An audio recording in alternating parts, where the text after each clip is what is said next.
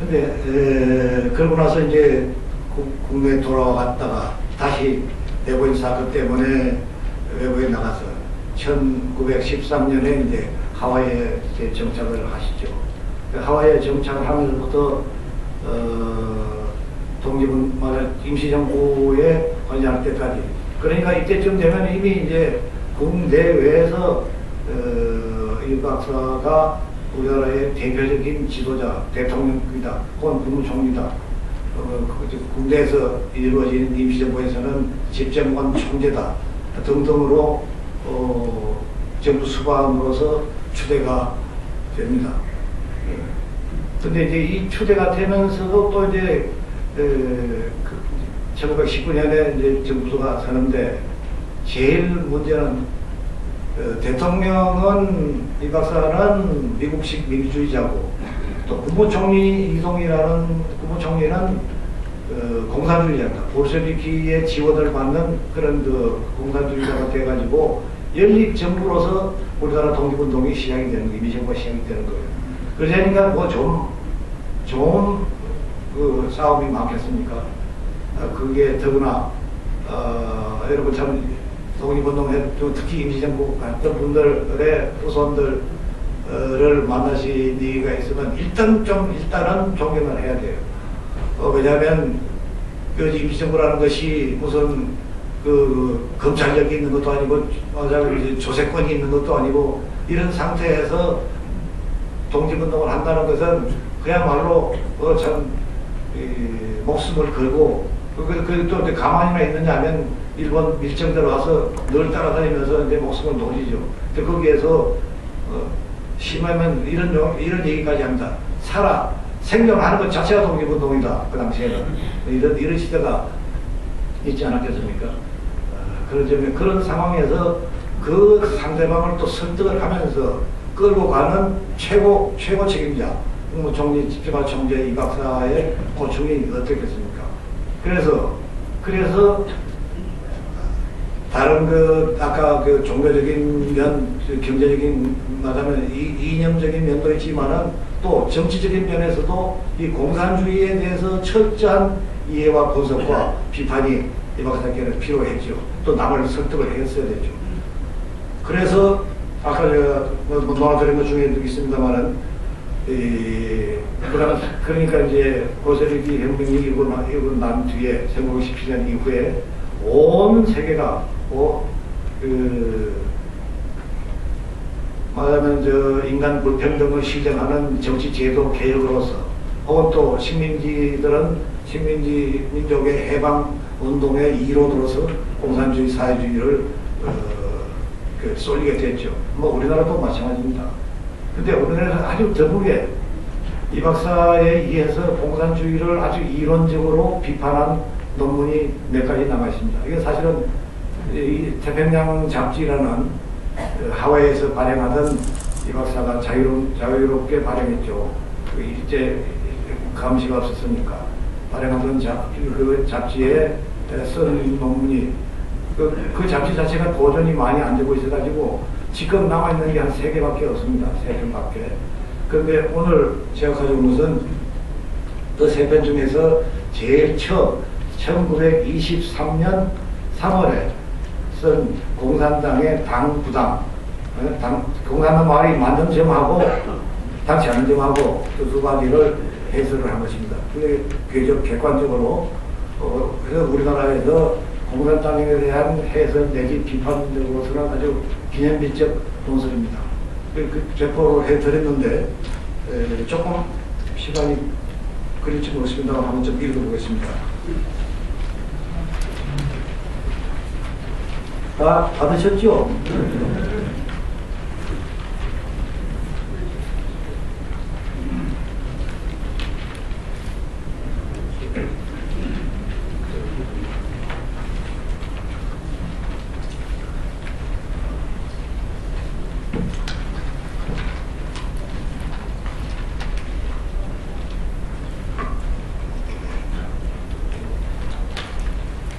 상당히 재밌습니다. 그래서 여러분 조금 이건 다 배우실 정도로 이 내용을 좀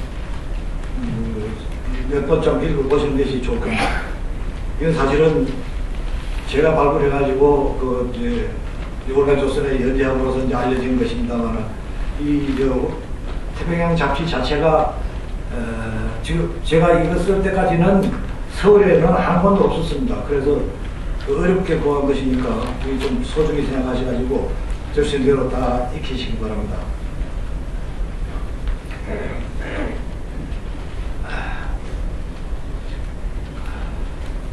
공산당주의가 이 20세기에 나라마다 사회마다 아니 전파된 곳이 없어 혹은 공산당이라 사회당이라 무정부당이라 하는 명목으로 극렬하게 활동하기도 하며 혹은 자유권, 평등권의 명의로 부지중 전염하기도 하여 전체주의 압박하는 나라에나 공화 자유하는 백성이나 그 풍조에 촉감받지 않는 자가 없도다. 공산당 중에도 여러 부분이 있어서 그 이사가 다소간 서로 같지 아니하나 보통 공산당을 합하여 이론하는데 그 주의가 오늘 인류 사회에 합당한 것도 있고 합당치 않은 것도 있으므로 이 두 가지를 비교하여 이 글의 제목을 당부당이라 하였나니 그 합당한 그 몇 가지를 먼저 들어 말하건대 인민의 평등주의다. 이 공산당 중에서 옳은 말은 모든 백성이 평등하다라고 주장하는 거예요. 인민의 평등주의라. 예적에는 사람을 반상으로 구별하여 반은 귀하고 상은 천함으로 반은 의뢰이 귀하고 구하며 상은 의뢰이 천함에 빛나야 서로 변동치 못하게 등분으로 방안을 정하여 놓고 영영 이와 같이 만들어서 양반의 피를 타고난 자는 병신천치라도 웃사람으로 모든 상동을 다 부리게 마련이고 피를 잘못 타고난 자는 영웅 중거의 자질을 탔을지라도 하천한 대우를 면치 못하였으며 또한 노예를 마련하여 한번 남에게 종으로 팔린 자는 대대로 남의 종으로 팔려다니며 우마와 같은 대우를 벗어나지 못하게 마련이라. 이와 같이 여러 천년을 살아오다가 다행히 프랑스 혁명과 미국 공화를 세운 이후로 이 사상이 비로소 변하여 반상의 구별을 혁파하고 노예의 매매를 법률로 금하였나니 이것이 서양 문명의 사상 발전된 결과라. 만세 인류의 무궁한 행복을 지게 하였도다. 그러나 근대의 일을 보건대 반상의 구별 대신에 빈부의 구별이 스스로 생겨서 재산 가진 자는 이전 양반 노릇을 여전히 하며 재물 없는 자는 이전 상동 노릇을 감심하게 된지라. 그런즉 반상의 명칭은 없어졌으나 반상의 병구는 여전히 있어서 고음에 다를 것이 별로 없도다. 한번 노예로 말할지라도 법률로 금하여 사람을 돈으로 매매 못한다 하나 월급이다 공전이라 하는 보수 명의로 사람을 사다가 노예같이 부리기는 일반이라. 부자는 일 아니하고 가난한 자의 노동으로 먹고 살며 인간 행락의 모든 호강 다 하면서 노동자의 버는 것으로 부자 위에 더 부자가 되려고 월급과 삭전을 점점 깎아서 가난한 자는 호가지치기를 잘 못하고 늙어 죽도록 땀 흘리며 노력하여 남의 종길로 뼈가 늘도 사역하다가 말따르며 그 후생이 나는 대로 또 이렇게 살 것이니 이 어찌 노예 생활과 별로 다르다 하리요. 그러므로 공산당의 평등주의가 이것을 없이 하여 다 균평하게 하자 함이니 어찌하여 어떻게 해서 이것을 균평하게 만들 것은 또 딴 문제이거니와 평등을 만들자는 주의는 대제 옳으니 이는 적당한 뜻이라 하겠고. 이게 공산주의의 장점이 이렇다는 겁니다. 그러니까 아주 덮어놓고 무조건 공산주의라 그러면 이제 악이다 이렇게 생각한 것이 아니라 공산주의 주장하는 것쯤에서 정당하게 경청한 것도 이런 대목은 생각해 봐야 된다는 얘기죠. 그 다음에 이제 공산주의 중 세상에 부당한 것을 말할 텐데, 부당한 것이라고는 이제 이렇게 들었습니다. 좀 읽겠습니다만은, 첫째, 5가지를 들었어요. 첫째, 재산을, 모든 부자들 재산을 다 나눠 가지지 않는다. 그 다음에 기업인을 없애져 버린다. 그 다음에 지식인을 없애져 버린다. 그 다음에 종교를 해봐야 된다 그런다. 그 다음에 국가를 없애야 된다. 모든 세상이 전부 다 망구의 노동자는 단결하자. 그래서 국가를 없애야 된다. 라고 하는 것. 이 5가지가 공산주의가 주장하는 것 중에서 틀린 것이다. 이렇게 이제 주장을 합니다. 그 이유를 한번 좀 읽겠습니다. 첫째, 재산을 나누어 가지지 아니라 모든 사람의 재산을 토지, 건축 등 모든 부동산까지 다 합하에다가 평균히 나누어 차지하게 하자 하미니 이것은 가난한 사람은 물론 환영하겠지만은 토지를 균평히 나누어 맡긴 후에 게으른 사람들이 농사를 아니하든지 일을 아니하든지 하여 토지를 다 버리게 되면 어찌하겠느냐. 부지런한 사람들이 부지런히 일하여 게으른 가난뱅이를 먹여야 될 것이요. 이 가난쟁이는 차차 수요가 들어서 장차는 저마다 일 아니하고 얻어먹으려는 자가 그 국중에 가득할 것이며, 두 번째는 자본가를 없이 하자 함이라. 이 대목에 대한 설명이 아주 백미입니다. 자본가를 없이 하자 함이라.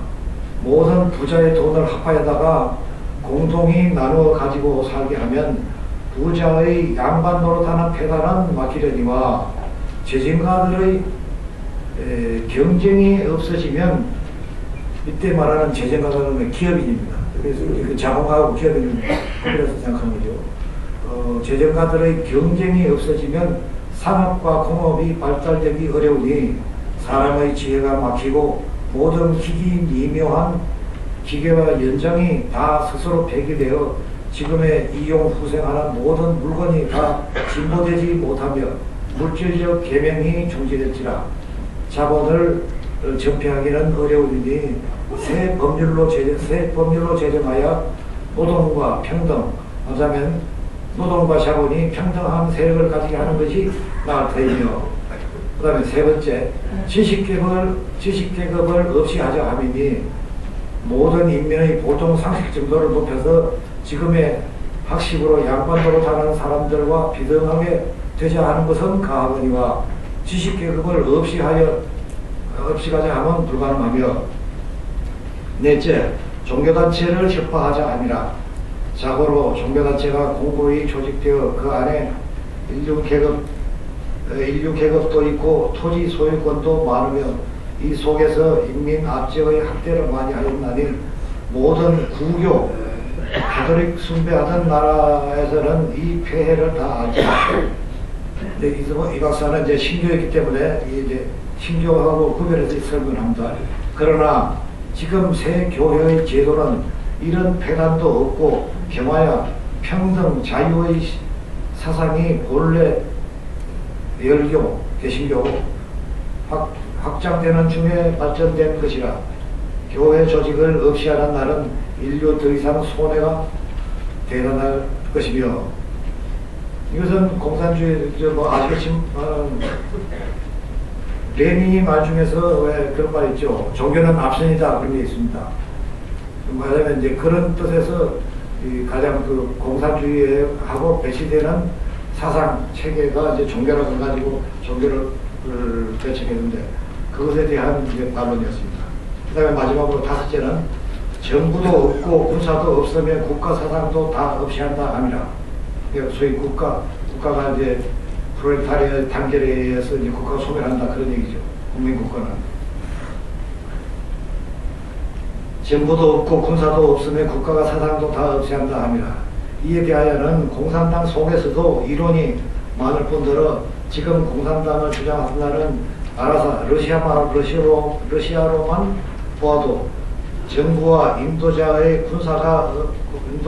군사가 없이는 부지할 수 없는 사정을 자기들도 다 아는 바라 더 설명을 요구치 않거니와 설령 세상이 다 공산당이 되며 동서양 각국이 다 국가를 없이 하여 세계적 백성을 이루며 군사를 없이 하고 총과 창을 녹여서 호미와 보석을 만들지라도 우리 한인은 일심 단결로 국가를 먼저 회복하여 세계에 당당한 자유국을 만들어 놓고 군사를 길러서 우리 전국의 군함이 부산 항구에 그림자도 보이지 못하게 만든 후에야 국가주의를 없이 할 문제라도 생각하지, 그 전에는 설령 국가주의를 버려서 우리 2천만이 모두 다 밀려내는 백만장자가 된다 할지라도 우리는 원치 아니할지라.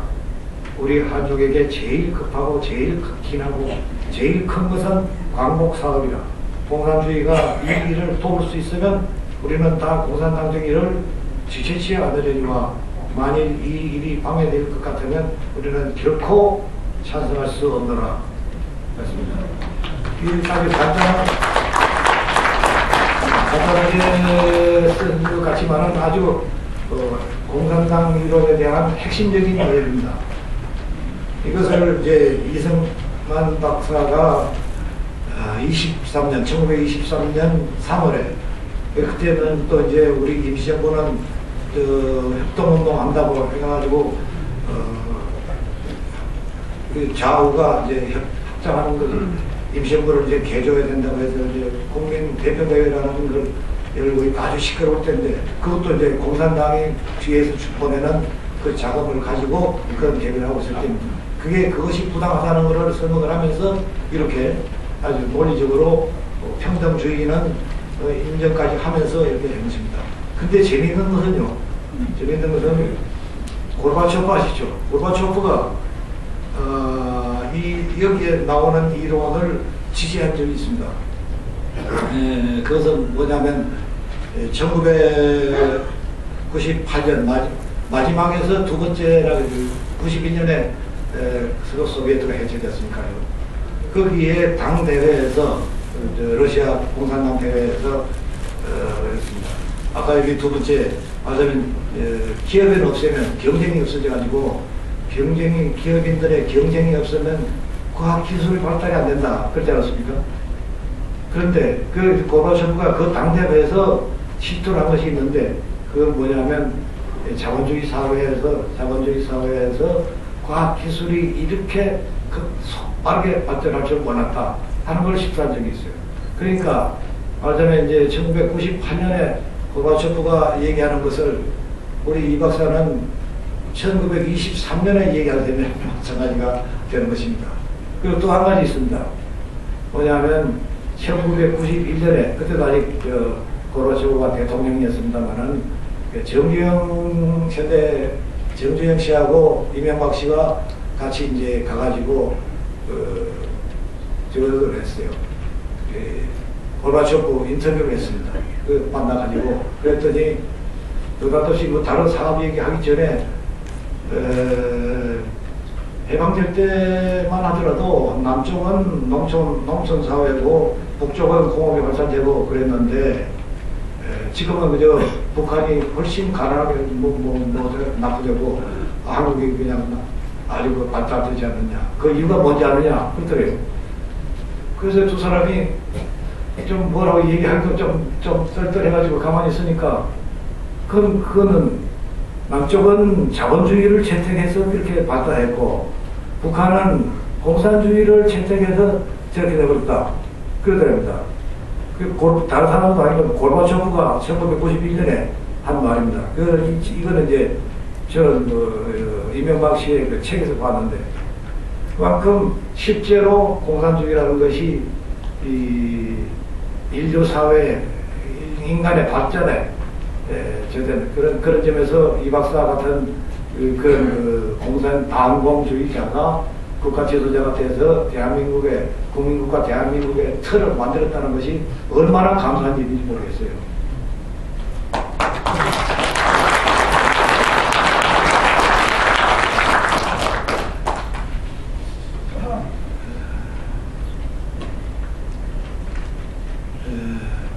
근데 이제 이 박사가 이렇게 이념적으로 지식인으로서 자본주의적 건재성에 대해서 이렇게 설명을 하고 미국식 민주주의를 가장 이상적인 정치 제도라고 설명을 하고 한 것뿐만 아니라, 이 박사에게는 또 사람들이 잘 이해하지 못하는 실물 경제 체험이 있습니다. 뭐냐면 1925년 하와이 얘기입니다만 1925년부터 한 5년 반, 5년, 또 5년 반쯤 됩니다. 1925년 12월에 동지회라는 자기 맞아, 지지 세력, 정당은 아닙니다만은 동지회라고 해서 정당 같은 조직이 있었죠. 근데 동지식산회사라는 그 주식회사를 만듭니다. 그래가지고, 하와이, 호놀룰루, 저 아래쪽 그 빅 아일랜드라고 부르긴 한데, 이제 하와이 섬에 올라라는 지역, 말하자면 이제 968에이커가 한다는데, 저도 잘 짐작을 못하겠고, 여의도에 한 2분의 1 조금 못되는 경만한 산판이 오히야 나무라고 아주 딱딱한 나무가 있어가지고, 그 나무 산판을 해서 위선 수철을 만들고, 또 이제 그 나무를 제재소를 만들어서 이제 나무 목재를 해내고, 그런데 땅에 해주는 그게 1903년부터 5년까지 간 우리 참 가난한 농업 이민들, 사탕수수 밭에서 일하는 그 노인들이 이제 늙어서 다른 일을 못하게 될 때, 이제 농장에 모여서 동지촌이라고 이름을 했는데요. 동지촌에 모여서 자장동을, 맞아, 집 딸린 농장, 홈스테이드, 집이 딸린 농장을, 집단 농장을 하면서 노후를 보내고, 또 거기에서 조금 남는 돈이 있으면 동지회 기금으로 쓸 수 있고 하는 그런 주식회사, 동지식산회사를 만들었어요. 그래서 한 5년을 거기 가서 직접 말 타고 다니면서 그 산판에 숯가마를 경영을 하고, 또 제재소를 하고, 그러다가 조금 이제 커지니까 호놀룰루 해군에 배 짓는, 배 만든 용골목이라는데, 배 제일 밑창에 튼튼하게 받치는 그 나무를 이제 용골목이라고 그러고, 용골대라고 부른답니다. 그것을 납품하는 것에 영찰해서 혼자 낙찰이 됐어요. 그랬는데 그것이 기일 내에 납품하지를 못해가지고 결국 그 5년이나 그 피땀 흘려서 노력을 한 그것이 그냥 부도가 나버립니다. 그거는 이제 다른 경쟁은 잘못했다기보다도 그 당시가 이제 1930년이죠. 그러니까 미국의 대공황의 영향에 의해 가지고 그 회사가 이제 부도가 납니다. 그럽니다. 그렇지만은 5년 6개월 동안 기업 경쟁을 해요. 여기 보통 예를 들면 이명박 대통령도 기업인이라고 그러는데, 그 기업인 남의 돈을 갖다가 남의 돈 남 월급 주고 경쟁하는 CEO하고 자기 돈, 자기가 관리하는 돈을 남 월급을 주어가면서 회사 경영하는 거하고는 또 다른 것 같아요. 그런 점에서 이 박사는 비록 조그마한 상판이지만은 그것을 5년 넘게 실제 돈을 만들고, 또 이제 주식을 그 불황 속에서 또 주식을 팔아서 자금을 만들고, 그것도 이제 경영을 숯가마를 직접 숯가마 지금 남아 있습니다. 그 숯가마 터가. 그런 것을 또 미국식인 주식회사법에 따라서 회의장도 다 만들고, 주주들한테 또 이제 보고하고, 주식총회 열고 이런 제도를 운영을 했어요, 실제로. 그래서 나중에 대통령이 되고 나서도 다른 어떤 사람보다도 실물경제에 밝은 그런 대통령이 되었습니다. 그거에 관련돼가지고 몇 가지 사례만, 조지 워싱턴 미국 대통령 때면 어디 그 에피소드가 그냥 많지요. 어디 가도 여기 워싱턴이 뭐 했던 데다, 뭐 지나가면서 뭐라고 말했던 데다, 그런 얘기가 많은데, 이 박사도 12년 동안 대통령에 제의를 했는데, 그 12년 동안에 있었던 일 중에서 재밌는 얘기가 아주 많습니다. 그 중에 몇 가지만 좀 기억해 주셨으면 좋겠다 싶은 몇 가지 사례만 소개를 해드리겠습니다.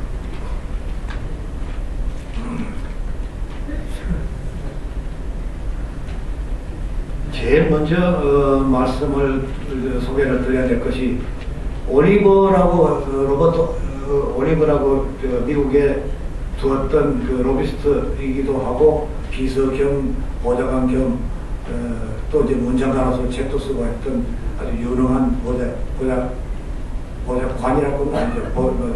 정부가 있었는데 그한테 쓴 편지가 있습니다.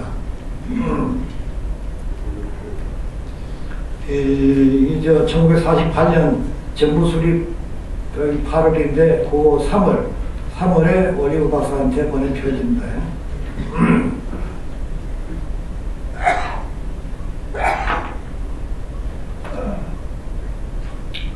그러나 우리 정부를 발족시키게 될 때에는 한국의 파쇼, 반동, 그리고 극우분자 운운하는 모든 인간들이 우리가 우리나라를 자유화시키는 일에 얼마나 앞장서 가는가를 보고 놀라움을 금치 못하게 될 것이고, 먼저 토지개혁법이 제정될 것이고, 그 밖에 많은 자유화 운동이 뒤따를 것이고, 이때 그러니까 3월달 정부도 수립되기 전 3월달 단계에서 자기의 핵심, 말하자면 모든 심부름을 다하고 미국 정부 상대로 교섭하고 하는 그 사람에게 제일 먼저 토지개혁 할 것이다 라는 것부터 그걸 통보를 합니다.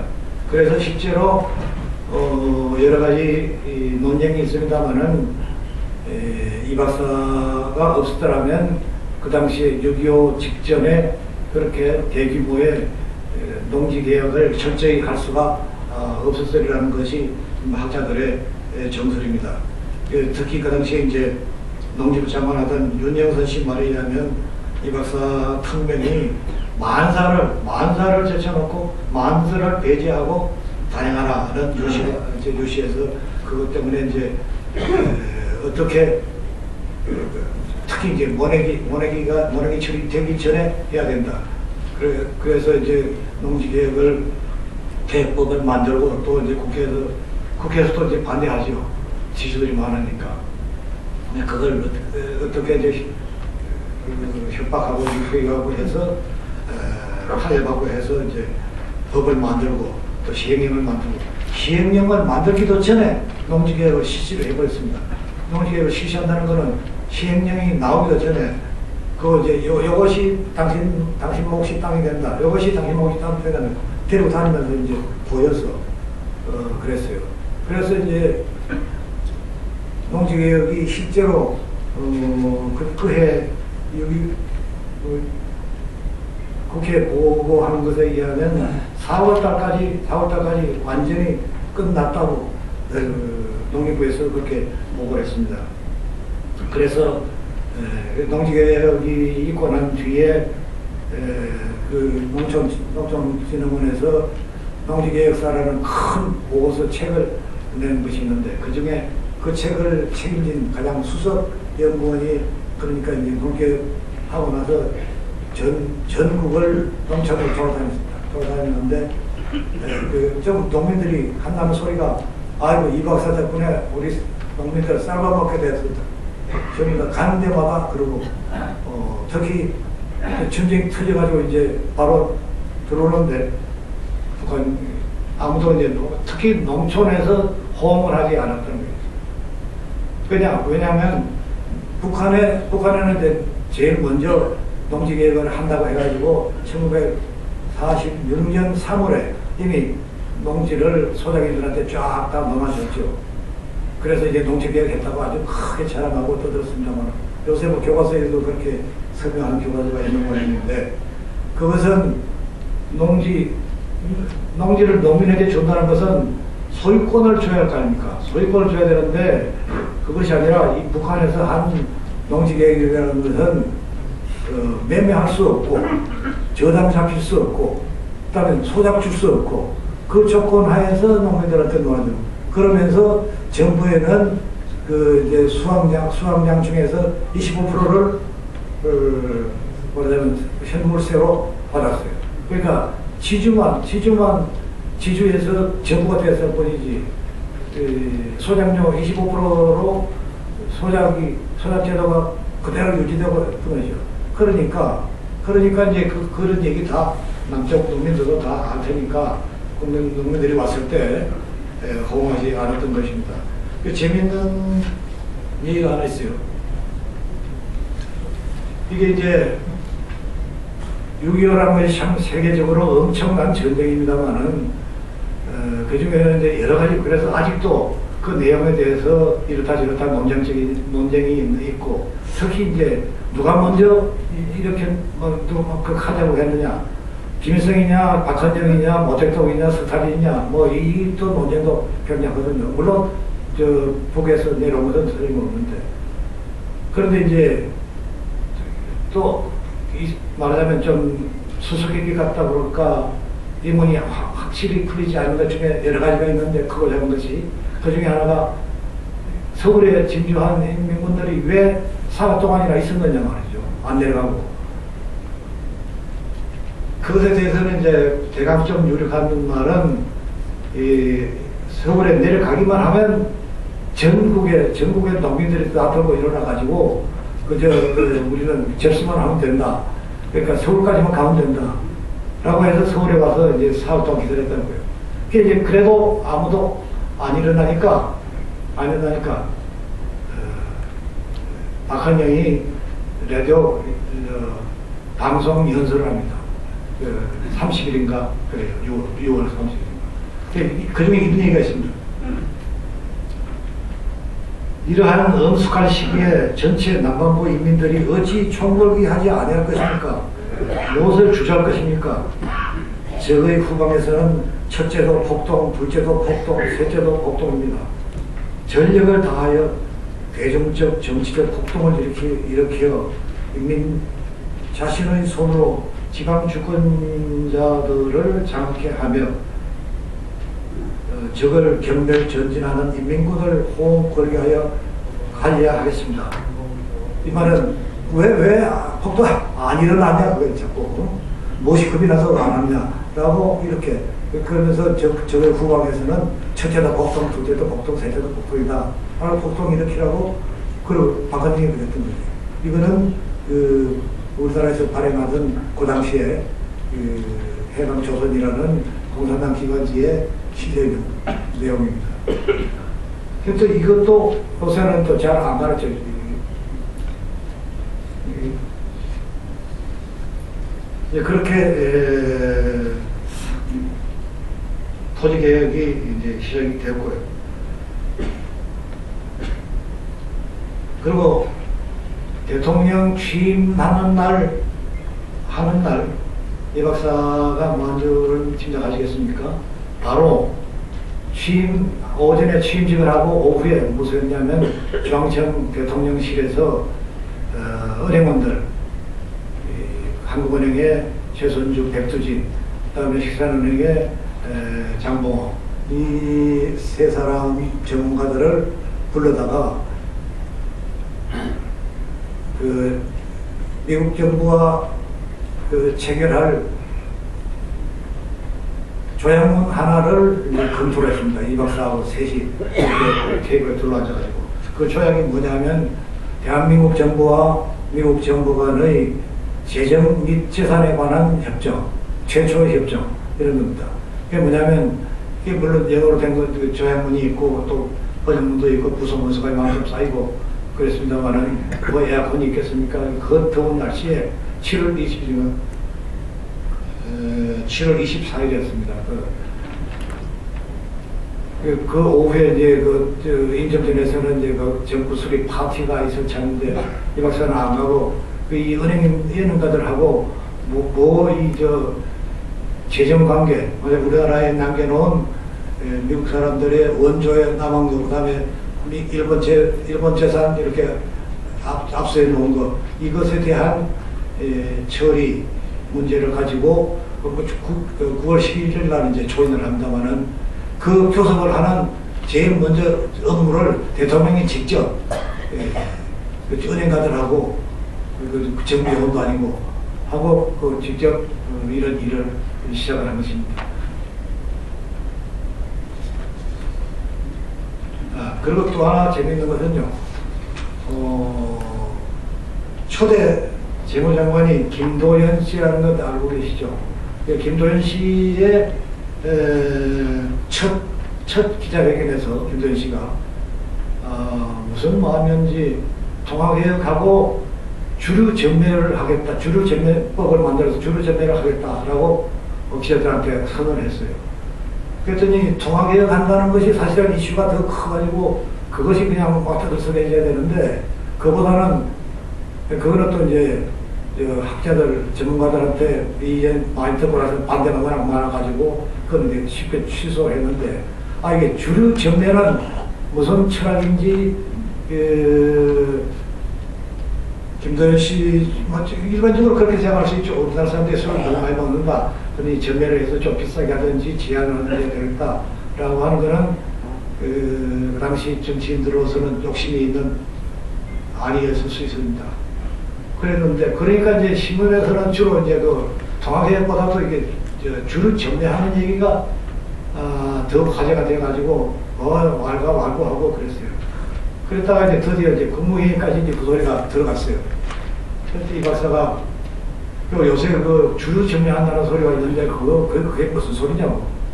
그랬더니 이제 허정 씨하고 유보선 씨가 그 재무장관의 아주 아주 오래된 소신이라고 그랬더니 그게 말도 안 되는 소리 말하고 민주국가에서 주류 전매가 어디가 있냐고.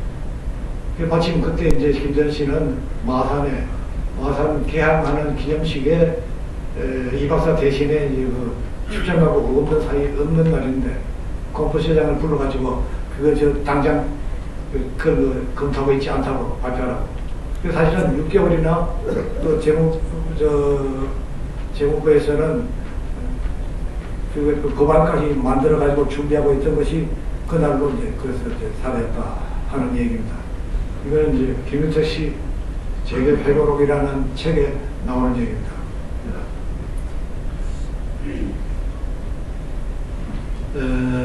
그다음 다음 또 이제 하나 소개해 드릴 것은, 이것이 상당히 좀 의미가 심장하다고 생각합니다만은, 임본환이라는 농림부 장관 기억하시는지 모르겠습니다. 이 고학으로 일본에서 고학으로 우유 배달 무슨 인력급군 이렇게 해서 동경제대까지를 고학으로 해서 공부를 하고, 그리고 일본 군 시험에 파스를 해서 일본 안에 있어도 그냥 될 것을 우리나라 나와서 관리하겠다고 해가지고 나와서 이제 해서 용인 군수도 하고 했던 양반이 있는데, 이 사람이 이제 51년, 1951년 부산 때죠. 51년에 농림부 장관이 임명을 했어요. 그게 그 같은 사람이 이제 한 사람은 법관을 했던 일본 판사를 했던 사람이 법무부 장관을 했고, 또 내무장관은 이 박사하고 같이 미국에 있으면서 OSS라고 특공대 훈련을 받고 활동했던, 독립운동했던 양반이 내무장관이 임명이 돼서 셋이 국회에 가서 이제 인사를 하러 갔어요. 갔더니 셋 다 보이콧해요. 인사도 안 받는다고. 당연히 장관 될 자격이 없다고. 그리고 법무장관은 일제시대 때 판사를 했기 때문에 그건 안 되겠고, 또 이 양반은 임원환 씨는 일제 때 고등관으로서 무슨 강원도 무슨 광산국장 과장이었대요. 그래서 군수도 하고 이래서 안 된다. 그 다음에 또 이제 미국에서 특공대 했던 양반은 마침 그러다 보니까 미국 국적이 시민권을 가질 수가 있거든요. 미국 군인으로서. 그러니까 국적이 미국 국적인 사람은 어떻게 대한민국 장관을 하는 데서. 그래서 인사도 안 받고 그냥 쫓아보냈어요. 그래서 이 박사가 그 임원환 씨를 불러서 손잡고 앉히면서 내가 당신 같은 사람을 장관을 지킨 이유가 있단 말이야. 그 뭐냐면 내가 제일 걱정하는 것이 아라사, 러시아 알아서 하고 일본을 생각도 많이 생각을 하는데 저게 알아서는 공산당이기 때문에 민주주의에 이길 수가 없다고, 미국에 이길 수 없다고. 그러니까 저거는 잘 지켜보기만 하면 되는 거고. 근데 이게 일본은 민주주의 한다, 일본에, 미국에 붙어가지고 또 민주주의 한다고 해가지고 아주 곧 아주 번성할 거라고. 근데, 알겠지만은, 지나가면서 봤는데, 일본에 그 산꼭대기까지 저수지를 만들고, 논을 만들어가지고, 밤에 봤더니, 그냥 산하고 덜하고 그냥 붙어가지고, 불이 켜져 있던데, 그런 인구 가지고는 도저히 먹고 살 수가 없을 것을. 언젠가는 머지않아서 우리나라에, 무슨 무역이다, 무슨 상업이다, 통상이다 하고 매겨올 텐데, 그때는 당신 같은 사람이, 당신 같은 친파가 나서서 그렇게 밀려오는 일본을 막아야 된단 말이에요. 그러기 위해서 내가 오늘 농민을 잡아 시킬 것이니까 그렇게 알고 단단히 준비하고, 지금은 그게 어떤 욕을 먹더라도 참고, 바람만이나 대달라고. 그러더래요. 그래서 원래 한민남개통의 장관이었기 때문에, 물론 이명신 씨 지방이긴 하지만은, 허정 씨가 소개해가지고 이제 됐던 사람인데, 그랬다가 그만 거기에서 감복을 했어요, 이 박사는. 이런 깊은, 생각을 가지고 나왔던 사람을 이렇게 쓰시는구나, 이렇게 느꼈다고, 그런 얘기가 있습니다. 그게 이제 51년 얘기입니다. 그리고 이제 이 박사의 이제 경제 지식을 알 수 있는 에피소드입니다만은, 미국 사람들의 원조라는 것이 이제 이때 전만 돼도 벌써 일본 중심으로 원조 액수 중에서는 그냥 기본적으로는 일본은 경제 부흥이고 한국은 현상유지고 그랬어요. 그래서 같은 비료라도 농촌 비료를 원조할 때도 비료보다도 비료 공장을 지어달라는 것이 이제 이 박사의 모토였는데, 그래서 유로프 공장, 그 당시에 3가지 공장이 아주 초미의 수요였죠. 비료 공장, 시멘트 공장, 판유리 공장. 근데 그 시멘트 뭡니까? 비료 공장 중에서 제일 큰 것이 이제 충주 비료 공장이죠. 그것이 1955년에 계약이 됩니다만은, 드디어 그렇게 공장 지어달라고 간청을 해서 이제 1955년에 충주 비료 공장 타당성 조사를 해가지고, 충주 비료 공장 얘기가 조금 거꾸로 됩니다만은, 거기에 충주 비료 공장이 서고 학생들을 위해서 영어 공연 대회를 하고 해가지고 그 지역 일대에 영어가 상당히 성행했어요. 그 뒤에. 그때 나온 사람이 방기문입니다. 방기문. 지금 위에서 총장. 충주 사람이. 그 영어 공연 대회에 1등을 해가지고 미국까지 갔다 오고 그랬어요. 그 당시에. 하여튼 이제 그런 여담이고요. 그래서 이제 충주 비료 공장을 드디어 계약을 하고, 장관이 야 모두 좋아가지고 고장들까지 쫙 이제 경무대로 인사를 갔어요. 갔더니 이 박사가 한 소리가, 그러냐고, 이거 수고했다고. 근데 그 계약서에 에스컬레이션 클로즈 있어. 그러더래요.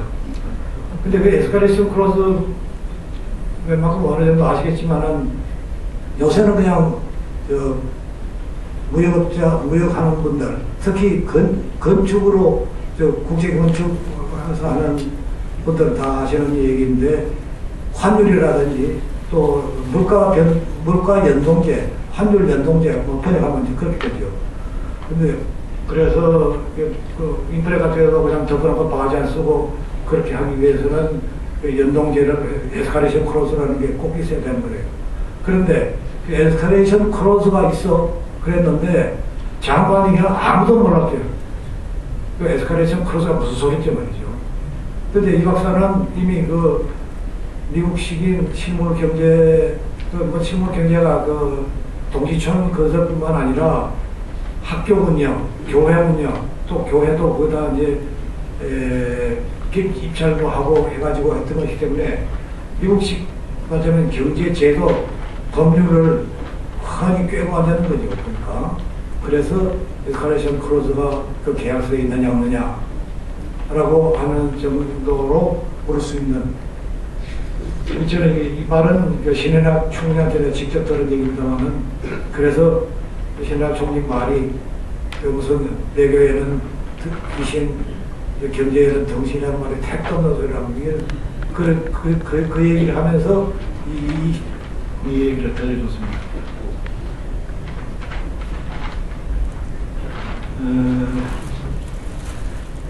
잠깐만 몇 마디만 더 하겠습니다.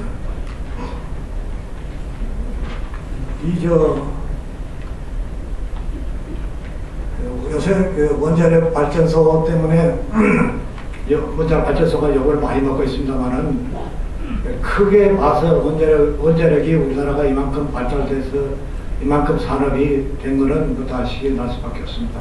지금 저 원자력 발전소의 문제들은 하루바삐 척결해가지고 정상화해야지. 지금 조단계에서 문제가 터져가지고 국가적인 국민적인 관심사가 됐다는 게 저는 만분 다행이라고 생각하는데요. 지금 철저하게 척결하고, 이번 재판한 것도 보니까 판사들도 아주 잘하는 것 같은데요. 그런데 이만큼 이제 우리나라가 원자력 국가가 된 것은요, 지금 우리나라 원자력의 수준이 한 29개국이 원자력 발전소를